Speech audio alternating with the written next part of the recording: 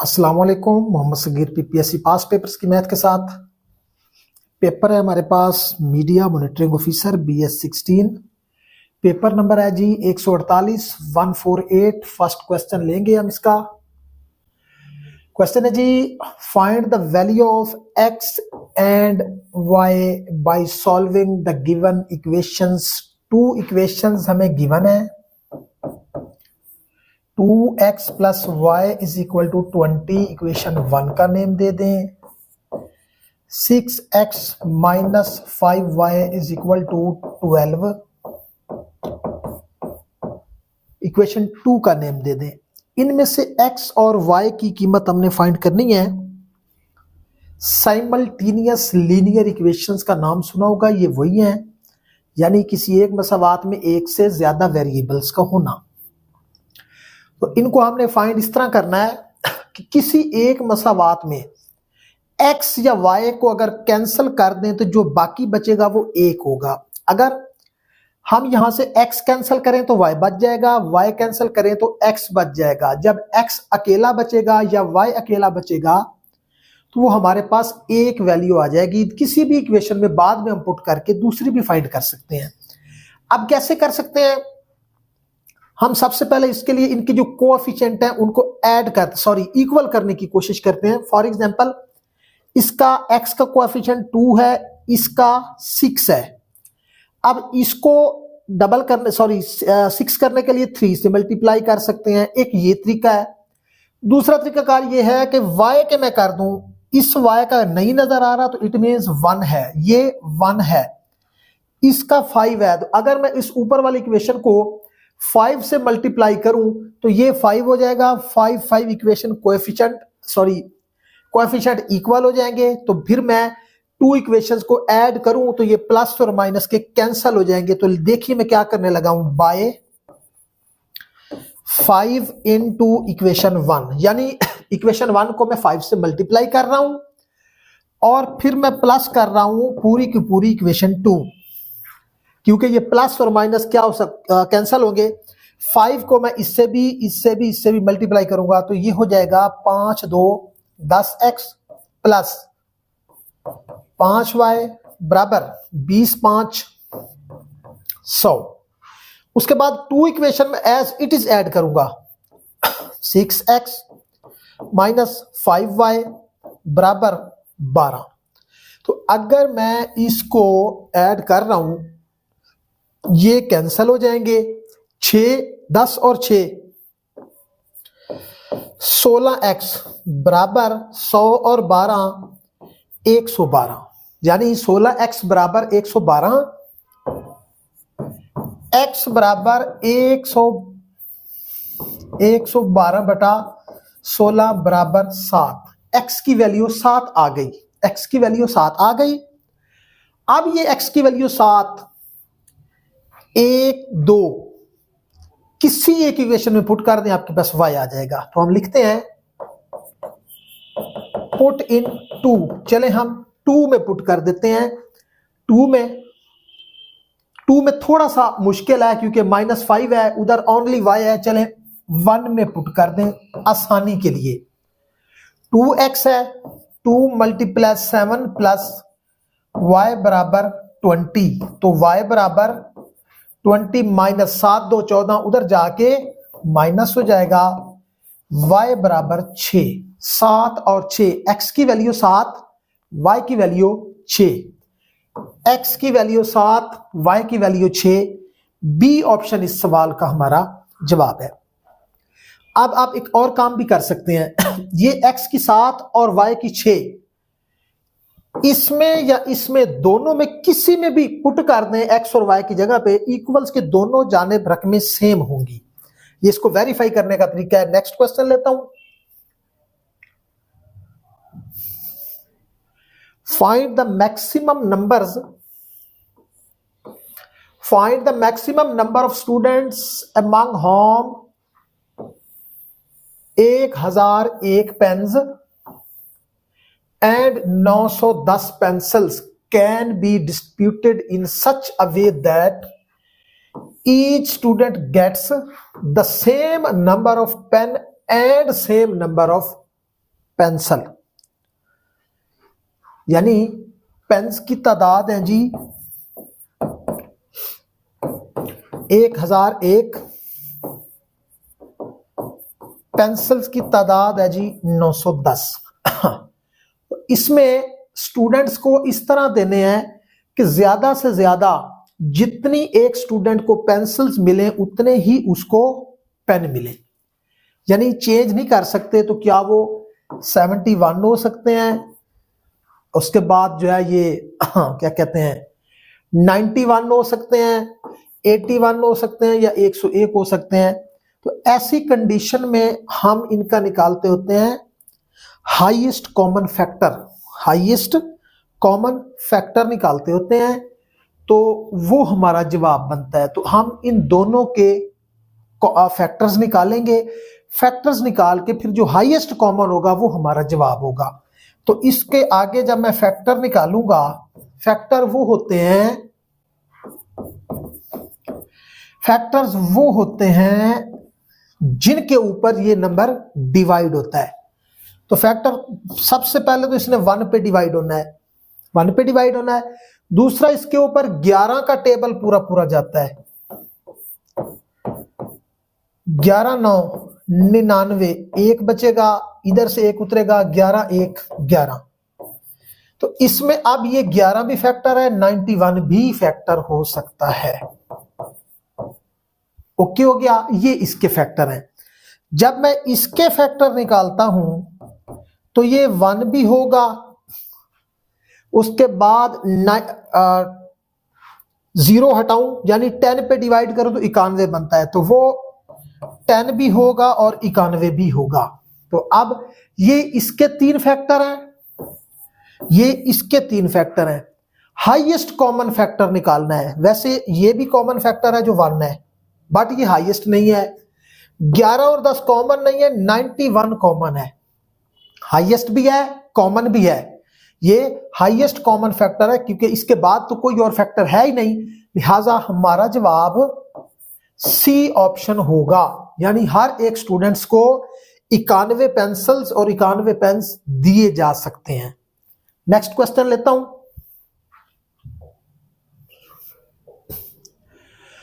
Sum of two numbers is 45. 4 times of first number is 9 less than 5 times the second. What are two numbers? Let numbers.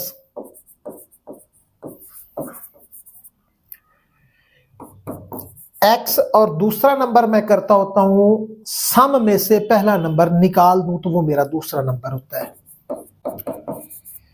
ये तो है मेरा journal तरीकाकार। मेरी कोशिश होती है इक्वेशन एक बने, बट सेकंड यानी फर्स्ट क्वेश्चन इसी पेपर का जिसमें हमने 2 साइमल्टेनियस लीनियर इक्वेशंस को हल किया है, जिसमें x और y 2 अलग अलग वेरिएबल थे।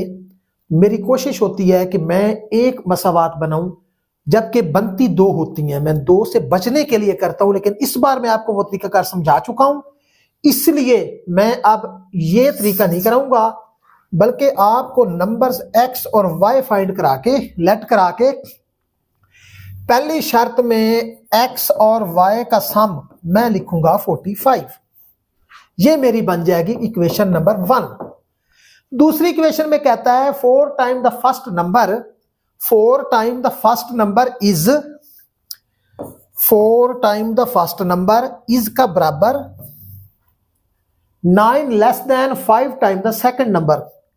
5 टाइम द सेकंड नंबर से 9 क्या हो गया जी, लेस देन। ये मेरी बन गई सेकंड इक्वेशन। मैंने क्या फाइंड करना है, व्हाट आर टू नंबर्स, यानी दोनों नंबर्स x और y फाइंड करने हैं। अब मेरे पास ये 2 इक्वेशंस बन गई हैं। अगर मैं x और 45 माइनस x फर्ज करता तो मेरे पास सिर्फ एक इक्वेशन बनती। मैं पहले x निकालता फिर 45 माइनस x निकालता। अब ये 2 इक्वेशंस हैं, पहले x निकालूंगा बाद में x माइनस y निकालूंगा। अब जरा गौर कीजिए, इसके कई एक तरीके हैं। इस बार मैं आपको किसी और मेथड से कराऊंगा। मैं कोशिश करूंगा इधर से भी x निकाल लूं, इधर से भी x निकाल लूं, उनको आपस में कंपेयर कर दूं। मैं लिखता हूं बाय 1, बाय इक्वेशन 1, तो मैं y बराबर 45 माइनस x कर देता हूं। मैं इसको इस तरफ ले आता हूं, x को सॉरी y को मैं ले जाता हूं, x बचाता हूं, क्योंकि मैं इधर मेरे पास x है। x बराबर 45 माइनस y, इक्वेशन 3 का नेम दे दें। फिर मैं करता हूं बाय 2, बाय 2। जब 2 को करता हूं, इस 4 को मैं दूसरी तरफ लेकर डिवाइड कर देता हूं। 4 को मैं डिवाइड करता हूं तो x बराबर 5y माइनस 9 ओवर 4, ये मेरी इक्वेशन 4 है। अब 3 और 4 को गौर करें, ये 45 माइनस वाई भी x के बराबर है, 5y माइनस 9 बटा 4 भी x के बराबर है। इट मीन्स ये दोनों आपस में बराबर है। तो मैं यहां लिखूंगा बाय 3 एंड 4, इसको और इसको मैं इक्वल कर दूंगा। 45 माइनस वाई बराबर 5y माइनस 9 ओवर 4, ये मेरे पास इक्वेशन आई। इधर भी y है, इधर भी y है। अब y निकालना आसान होगा। 4 को इस तरफ ले आए, ये इन दोनों से मल्टीप्लाई होगा। 4 into 45 minus y, 5y minus 9, multiply करता हूं। 45 को 4 से 45 2 90, 90 2 180 माइनस 4y, माइनस 4y बराबर 9y माइनस 9। तो 180 प्लस 9, 180 प्लस 9 बराबर 5y प्लस 4y। इसको आप 189 और इसको 9y कह सकते हैं, इसको 9y कह सकते हैं। y बराबर 189 ओवर 9, तो ये बन जाएगा 21। क्यों? 9 को 18 पे काटेंगे 2 बार, 1 पे काटेंगे 1 बार, तो y मेरे पास आ जाएगा 21। इस y 21 को 1 2 3 4 जिसमें आपका दिल करे पुट कर दें, आपकी x की वैल्यू आ जाएगी। देखते हैं सबसे आसान क्या है। सबसे आसान तो मुझे ये लग रहा है, पुट इन 1 कर देते हैं। पुट इन 1 यहां पे लिखें, पुट इन 1, मैं ये मिटा देता हूं।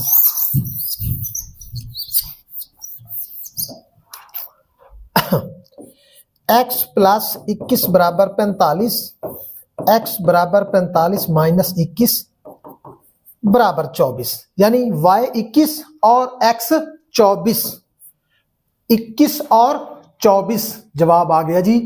x हमारे पास 24 और y 21, ए ऑप्शन हमारा जवाब है। नेक्स्ट क्वेश्चन लेता हूं।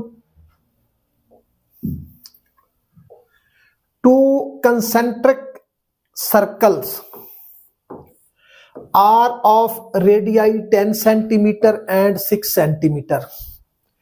कंसेंट्रिक सर्कल्स कहते हैं हम मरकज दायरे।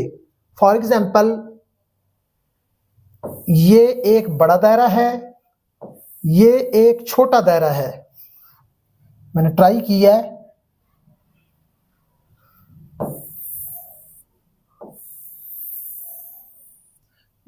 हम मरकज यानी इन दोनों का मरकज सेम हो, इन दोनों का मरकज सेम हो। मैंने ट्राई किया है, गलत भी हो सकता है, बहरहाल आपने गुजारा करना है। तो कहता है इनके रेडियाई, रेडियस, एक रेडियस को रेडियस कहते हैं, अगर एक से ज्यादा हो तो फिर लफ्ज रेडियाई चलता है, ठीक है। तो यहां पे उसने वो जो है प्लूरल यूज किया जी उसका। तो ये एक का 6 सेंटीमीटर है, दूसरे का 10 सेंटीमीटर है। कहता है find the length of chord of large circle, बड़े वाले सर्कल की एक कॉर्ड फाइंड करें which touch the smaller circle. यानी कॉर्ड वो होती है जो किसी दायरे की इस तरह दो साइडों को क्रॉस करे, मरकज से क्रॉस ना करे। तो कहता है बड़े दायरे की कॉर्ड छोटे दायरे को टच करके गुजरे, यूं कह लें ये कोई कॉर्ड है, ये कोई कॉर्ड है जो बड़े दायरे की कॉर्ड है बट छोटे दायरे को वो टच करती है। अब वो कहता है इस कॉर्ड की लेंथ हमने फाइंड करनी है। बाकी उसने हमें क्या दिया जी, बड़ा रेडियस उसने दिया जी हमें 10, छोटा रेडियस दिया जी उसने हमें 6, यानी छोटा रेडियस यहां तक है जी 6 सेंटीमीटर। उसके बाद अगर इसको मजीद बढ़ाएं तो ये बनता है 10 सेंटीमीटर। अब गौर कीजिए, रेडियस तो जहां मर्जी ले जाएं, मरकज से जिस नुक्कर की जानिब जाएं तो वो रेडियस ही होता है। तो क्यों ना हम इस नुक्कर पे आके यहां पे एक क्या बना लें, एक ट्राइएंगल क्रिएट कर लें। तो ये बड़े वाले का रेडियस है, ये है जी 10 सेंटीमीटर, ये इसकी हाइट बन गई 6 सेंटीमीटर, ये छोटे दायरे का रेडियस बन गया। अब इस कॉर्ड की जो लेंथ है वो हमने फाइंड करनी है। गौर करें, अगर मैं इसको एक राइट एंगल ट्राइएंगल मान लूं तो क्या मेरे पास ये उसकी हाइट है, ये उसका डायगोनल है और ये उसकी बेस साइड है जिसको मैं ए से डिनोट कर रहा हूं। तो क्या मैं पाइथागोरस थ्योरम लगा के इस ए को फाइंड कर लूं और वो जो ए है इस पूरी कॉर्ड का हाफ होगा, क्योंकि कॉर्ड डबल है, ये ए इस हाफ की हद तक है। तो जो मेरे पास ये ए की वैल्यू आएगी मैं इसको 2 टाइम करके कॉर्ड की लेंथ बता दूंगा। तो मैं लिखूंगा सी स्क्वायर बराबर ए स्क्वायर प्लस बी स्क्वायर। तो सी स्क्वायर जो डायगोनल है ये मेरे पास 10 का स्क्वायर है, ए स्क्वायर एज इट इज रहेगा और ये है 6 का स्क्वायर। अगले स्टेप में क्या होगा, ये ए का स्क्वायर हो जाएगा, ये 100 हो जाएगा, माइनस ये 36 हो जाएगा। उसके बाद इसको मैं लिख दूंगा 64।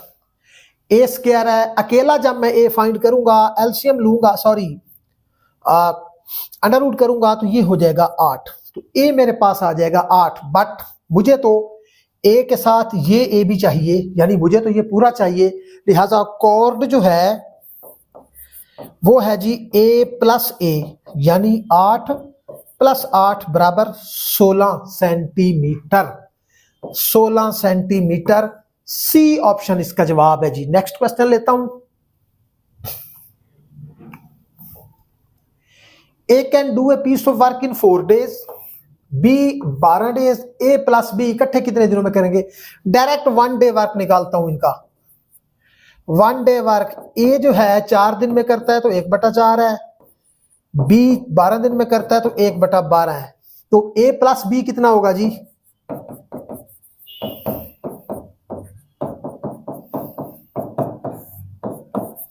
एलसीएम 12 को 4 पे डिवाइड किया 3 3 1 3, 12 को 12 पे डिवाइड किया 1 1 1 1, 4/12 बराबर 1/3। ए एंड बी का 1 day वर्क 1/3 है, लिहाजा A plus B can do it in 3 days। 3 दिन में वो करेंगे। सी ऑप्शन इसका जवाब है। नेक्स्ट क्वेश्चन लेता हूं। What is the 70% of 900? 70% of 900, 70 over 100 plus का सॉरी ऑफ का मल्टीप्लाई, 900 का 900, 2 0 से 2 0, 7 9 63 0 का 0, 630। डी ऑप्शन इसका जवाब है। नेक्स्ट क्वेश्चन लेता हूं।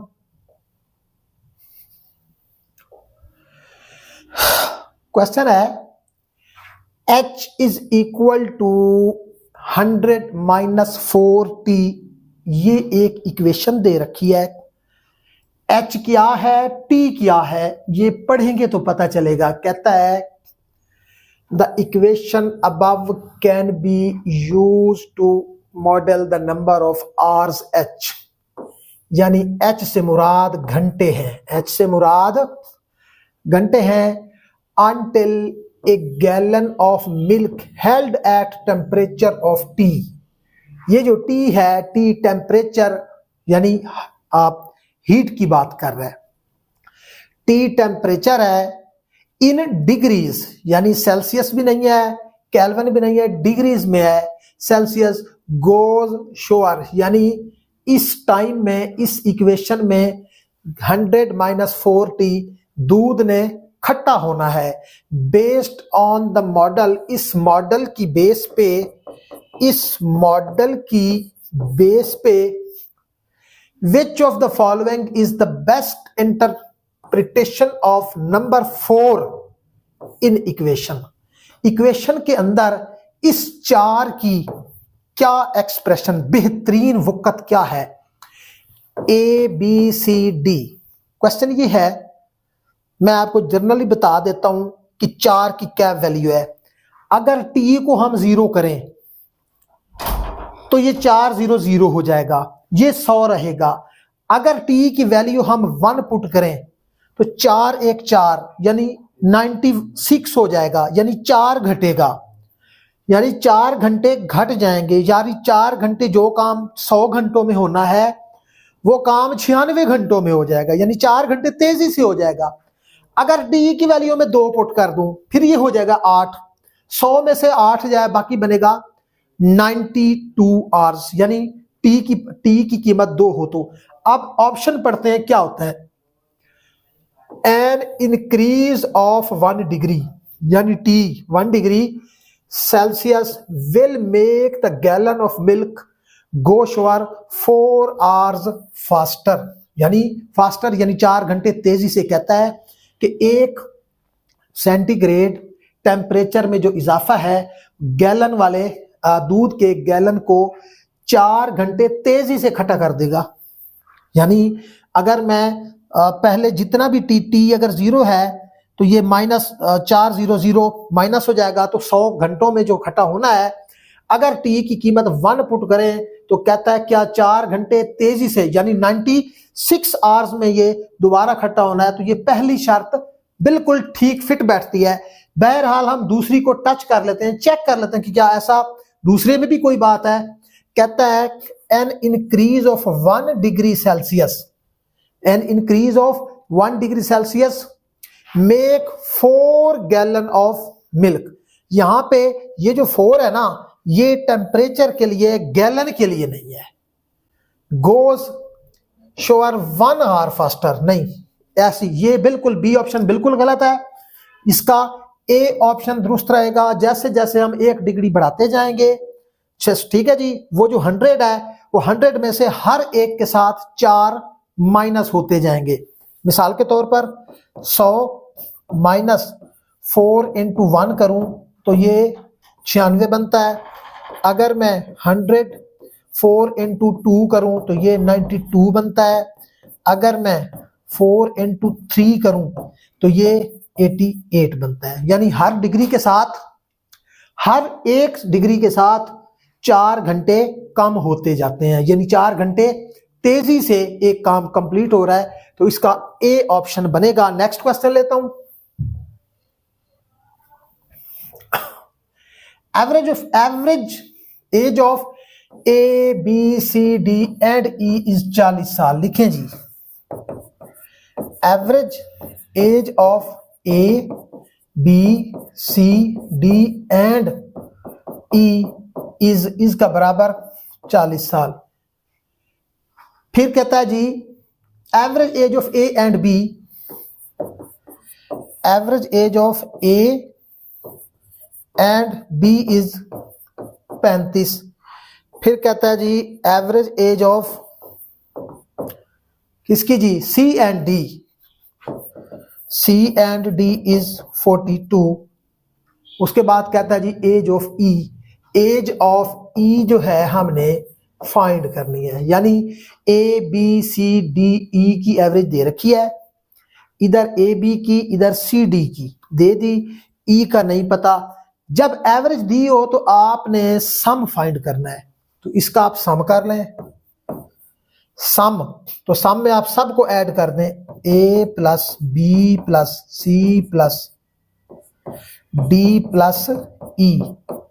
40 मल्टीप्लाई 1 2 3 4 5 है, 5 से मल्टीप्लाई करके इसको 200 बनाए, इसमें जब आप सम करेंगे तो ये हो जाएगा a प्लस बी।